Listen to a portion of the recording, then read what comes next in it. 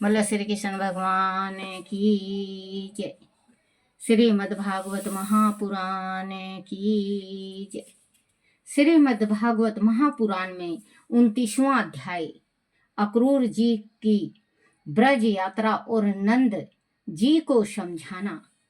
श्री सुखदेव जी ने कहा, परीक्षित, अक्रूर जी उस रात मथुरा में बिताकर प्रातःकाल होने पर रथ जुतवाकर ब्रज की ओर चल दिए।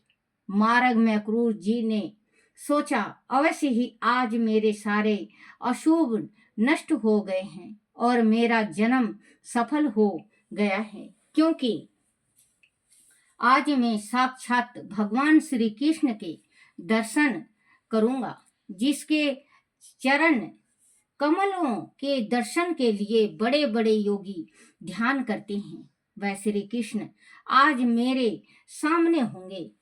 पता नहीं मैंने ऐसा कौन सा शुभ कर्म किया है, ऐसी कौन सी तपस्या की है, ऐसा कौन सा दान पुण्य किया है, जिसके फलस्वरूप भगवान श्री कृष्ण के दर्शन होंगे। कंस ने आज मुझ पर बड़ी कृपा की, जो उसने मुझे ब्रज जाने के लिए कह दिया। जब मैं उन्हें देखूंगा तब सर्वश्रेष्ठ बलराम जी और श्री कृष्ण के चरणों में नमन करने के लिए मैं तुरंत रथ से कूद पड़ूंगा और उनके चरण पकड़ लूंगा। मैं कंस का दूत हूँ, उसी के भेजने पर उनके पास जा रहा हूँ। कहीं वह मुझे शत्रु तो नहीं समझ लेंगे।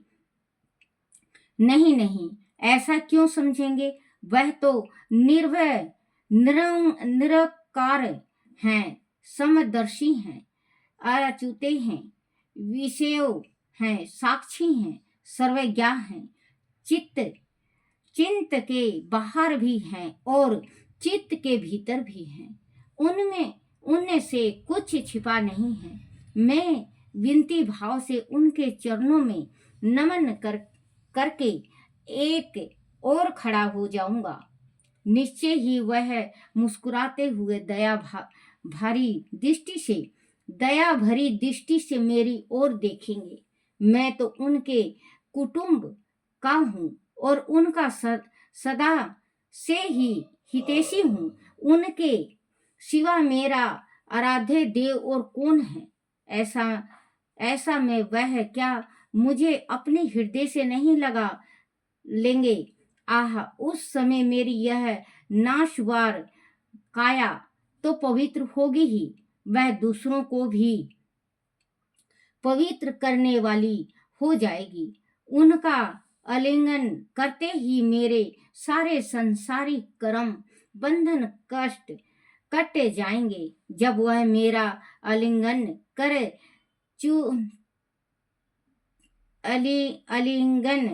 चुकेंगे और मैं सिर झुकाकर तथा हाथ जोड़कर उनके सामने खड़ा हो जाऊंगा, तब वह क्या मुझे चाचा अक्रूर कहकर नहीं पुकारेंगे?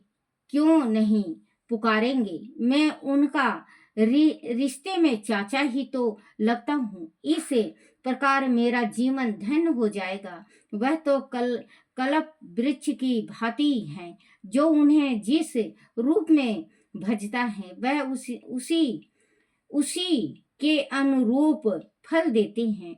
जिसे भगवान श्री कृष्ण का प्यार नहीं मिला, उसका जीवन तो धिक्कार है। वह तो अपने भक्तों को पूरा प्रेम करते हैं। बच्चों, जैसे हमारा जैसे माँ बाप के प्रीति होता है या सास ससुर के प्रीति होता है, जैसे हमसे कभी लड़ाई झगड़ा हो जाए और मनमुटाव हो जाता है, तो हम अपने मन में जिस टाइम जाते हैं उस टाइम यही सोचते हैं, जैसे आज अक्रूर जी सोच रहे हैं कि धन मेरा भाग हूं तो मैं कंस का दूत ही बन के जा रहा हूँ, भगवान कहीं मुझे दुश्मन तो ना समझ लें। नहीं, ऐसा कभी भगवान नहीं सोचते। भगवान तो अंतर्यामी है, भगवान को सब ज्ञान है। बच्चों, एक बात ये है, उस टाइम तो साक्षात श्री कृष्ण थे, अब तो श्री कृष्ण की सिर्फ प्रतिमा है और भाव है, भावना हमारे हृदय में। जैसा भाव हम रखते हैं वैसे भगवान हमें दर्शन देते हैं। कोई कोई संसार में ऐसे हैं कि भगवान साक्षात उनको दर्शन देते हैं, किसी किसी को सपन में दर्शन देते हैं। कहते हैं ना भगवान हमारे, किसी किसी के नास्तिक होते हैं तो कहते हैं भगवान हमारा साथ नहीं। बच्चों, अगर भगवान हमारा साथ ना दे तो हम एक कदम भी नहीं बढ़ सकते। मन, कहते हैं ये हमारे जो शरीर है ना बच्चों, इस शरीर के अंदर दो हंसा हैं, दो हंसा होता है हर एक के शरीर के अंदर, एक नासवार पापी, एक धर्मी। पापी जो गलत मार्ग देता है तो धर्मी सही मार्ग देता है। भगवान कहता है कि ये मार्ग ना चुनो, लेकिन उस समय ये जो पाप है ये जीत जाता है और हमारा धर्म मर जाता है। तो इसी वास्ते कहते हैं कि धर्म को हमेशा जीवित रखना चाहिए। तो ये अक्रूर जी कह रहे हैं, सोच रहे हैं कि मैं तो भाई कंस का भेजा हुआ दूत हूँ, भगवान मुझे क्या समझते हैं, और भगवान जब मुझे गले लगाएंगे तो मेरा जीवन सफल हो जाएगा, मानव जन्म मेरा सफल हो जाएगा। और मैं उनके गांव में जाऊंगा, मैं रथ से कूद के मिलूंगा, वो चाचा चाचा कहेंगे, मुझे कहेंगे कि नहीं कहेंगे। मन, दो मन है, दोनों मन बतला रहे हैं आपस में। जो धर्मी मन है ये कहता है कि हाँ ये करने से ये होगा, पापी मन कहता नहीं ये करने से ये नहीं होगा। तो बच्चों, जब आप कभी भी भक्ति करो, भगवान का नाम लो, भगवान का सुमरन करो, तो सच्चे मन से करो। भगवान भाव के भूखे होते हैं। भगवान को 36 जात में कोई भी बुला सकता है। यहाँ पे है ना जात पात। अगर भगवान के पास जिसको जाना है, एक ही दरबार है, भगवान के पास एक ही दरबार है, एक ही दरबार में सारे संसार जाती हैं। राजा हो चाहे रंक हो, चाहे ब्राह्मण हो चाहे वाल्मीकि हो, भगवान के दरबार में सभी का एक ही ठिकाना है। तो भगवान की भक्ति में सभी का ठिकाना है। भगवान की भक्ति किया करो, चाहे कोई जाति का हो। भगवान कहते हैं कि मन चंगा कठौती में गंगा, मन चंगा होता है तो कठौती में गंगा आ जाती है। गंगा आई थी, वो बना जूते जाते बनता है, उनके कठौती में गंगा आ गई थी। तो मन चंगा होना चाहिए, मन चंगा कठौती में गंगा। अब ये उधेड़ दिन कर रहे हैं कि भगवान मुझे कैसे प्रेम करेंगे या दुत्कारेंगे या मुझे अपनाएंगे नहीं। तो भगवान तो भाव के भूखे हैं। परमात्मा को पता है, कृष्ण भगवान को पता है कि कोई मेरा भक्त आ रहा है, प्रेम करते हैं, भक्तों के ही बस में रहते हैं। वह मुझे अपने घर में ले जाएंगे और मेरा उचित आदर सत्कार करेंगे। उनके बाद दोनों भाई मुझसे जरूर पूछेंगे, कंस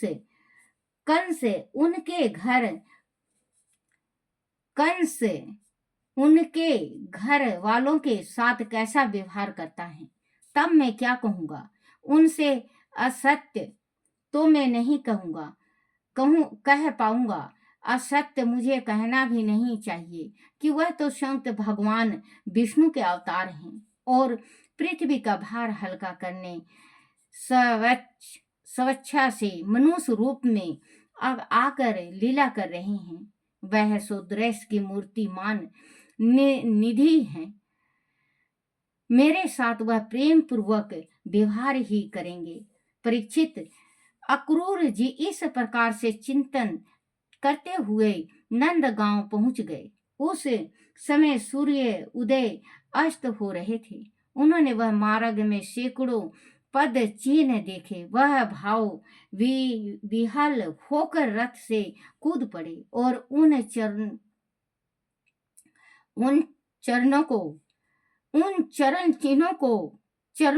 चिन्हों में भगवान श्री कृष्ण के चरणों के चिन्ह होने के संभावना जानकर धूल में लोट पोट लगे और कहने लगे, मेरे कान्हा के चरणों की रच है, यह मेरा जीवन आज सफल हो गया।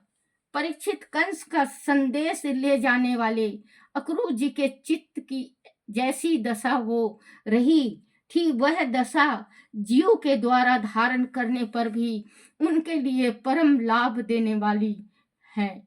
इसीलिए प्रत्येक जीव का यह कर्तव्य होना चाहिए कि अहंकार, भय, शोक आदि त्याग कर भगवान की मूर्ति और उनकी लीलाओं का दर्शन और श्रवण करके अपने जीवन की सर्वथा सार्थक कथा को बनाए रखें। राजन अक्रूर जी ने दोनों भाइयों को गाय के दूहने के स्थान पर देखा। उनके नेत्र शरदकालीन कमल के समान खिल उठे थे। श्री कृष्ण ने पीतंबर और बलराम जी ने नीलंबर धारण कर रखा था। दोनों ने अभी किशोर अवस्था में ही प्रवेश किया था। वह दोनों श्याम और गौर रूप में स्वदेश की खान थे। गज साव को जैसे उनकी चाल थी और स्वदेश की खान थे। गज सावकों जैसी उनकी चाल थी और उनकी बाहें लंबी लंबी थी। उनकी मंद मंद मुस्कान और बाकी चितवन मन को हरने वाली थी। वह उदारता की साक्षात मूर्ति प्रतीत हो रहे थे। जब अक्रूर जी ने उन्हें देखा तो ऐसा प्रतीत हुआ कि जैसे सोने से मढ़े हुए पर कत मणि और चांदी के पर्वत जगमगा रहे हों। उन्हें देखते ही अक्रूर जी रथ से कूद पड़े और उन्होंने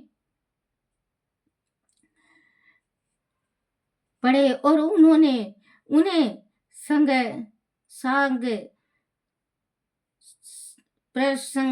प्रणाम किया। उनकी आंखों से प्रेम आंसू झरने लगे। सारा शरीर पुलकित हो उठा। शरणगत अक्रूर जी के मनोभाव को जानकर श्री कृष्ण ने बड़ी प्रसन्नता से आगे बढ़कर अक्रूर जी को धरती से ऊपर उठाया और हृदय से लगा लिया।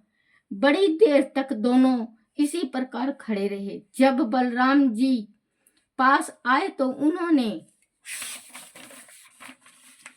भी उन्हें हृदय से लगाया और कुशल पूर्वक पूछी। उनका परिचय पाकर दोनों भाई अत्यंत प्रसन्न हुए। वो बड़े आदर के साथ उन्हें घर में ले गए। घर में ले जाकर उन्होंने नंद बाबा से उन्हें मिलवाया और उनका बड़े आदर के साथ सत्कार किया। उन्हें श्रेष्ठ आसन पर बिठाकर उन्हें मधु पकवान खाने को दिया और उनके चरणों को दबाकर उनकी थकान दूर की तथा श्रद्धा पूर्वक उन्हें भोजन कराया। सत्कार कर चुकने के उपरांत विश्राम के समय नंद बाबा ने उनके पास बैठकर उनसे अपने परिजनों के कुशल समाचार जाने और कहा, अक्रूर जी आप लोग उस निर्दयी कंस के साथ रहते हुए किस प्रकार अपना समय व्यतीत करते हैं? वह तो पूरा कसाई है। कैसे उसने अपनी बहन के बच्चों को निर्दयता से मार डाला। उन्हें सारा ब्रज जानता है। बोलो श्री कृष्ण भगवान की जय हो। श्री कृष्ण गोविंद हरे मुरारी, हे नाथ नारायण वासुदेवाय, हे नाथ नारायण वासुदेवाय। हे नंद यशोदा तप कियो मोहन सो चितलाए। नंद यशोदा तप कियो मोहन सो चितलाए। देखन चाहत बाल सुख रहो कछुक दिन जाए। रहे कछुक दिन जाए।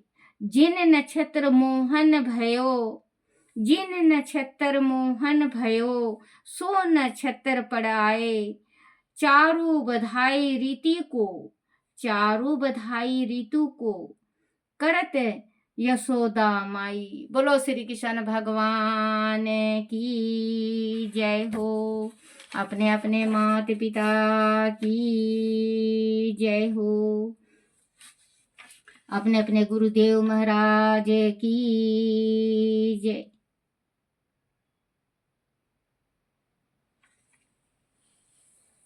जय मेरे श्री कृष्ण भगवान। हे मेरे कान्हा, हे मेरे कन्हैया, हे मेरे बंसी वाले। श्री कृष्ण भगवान जी की आरती। श्री कृष्ण जी की आरती। ओम जय श्री कृष्ण हरे प्रभु, जय श्री कृष्ण हरे।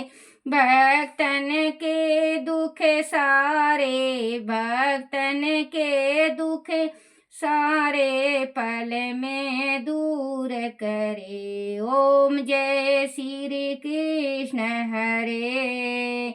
परमानंद मुरारी मोहन गिरधारी, स्वामी मोहन गिरधारी। जय रस रस बिहारी, जय रस रस बिहारी, जय जय गिरधारी। ओम जय श्री कृष्ण हरे।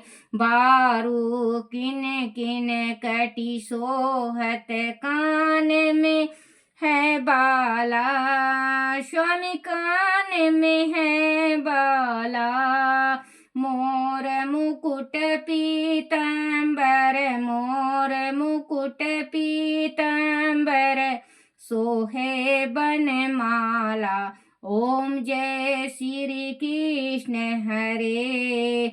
वेणु मधुर कर सोहे शोभा अति न्यारी, स्वामी शोभा अति न्यारी। संगले से छवि सुंदर, संगले से छवि सुंदर, राधा की प्यारी।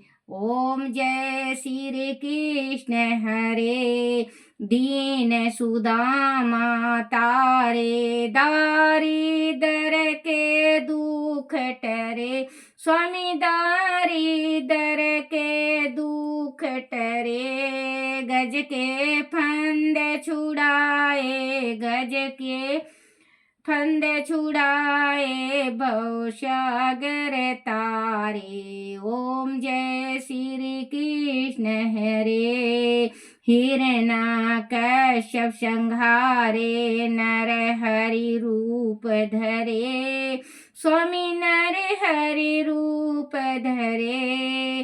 पान से प्रभु परगट, पान से प्रभु परगट, जम के बीच परे।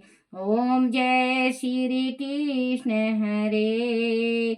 कैसी कंस विदारे, नल कुबेर तारे, स्वामी नल कुबेर तारे।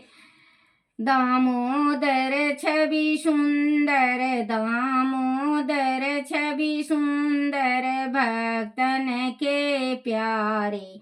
ओम जय श्री कृष्ण हरे। काली नागन थैया, नटवर छवि सोहे, फन फन निरत करत हैं, फन फन नाच करत हैं, नागिन मन मोहे।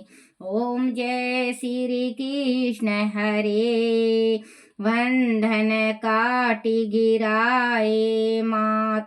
शोक हरे, स्वामी माता शोक हरे। दुर्पत सुता पद राखी, दुर्पत सुता पद राखी, करुणा लाज भरे। ओम जय श्री कृष्ण हरे, ओम जय श्री कृष्ण हरे। आरती श्री भागवत भगवान की है आरती, पापियों के पाप को है तारती। आरती श्री भागवत भगवान की है आरती, पापियों के पाप को है तारती। बोलो श्री कृष्ण भगवान की जय हो। श्रीमद् भागवत महापुराण की जय हो।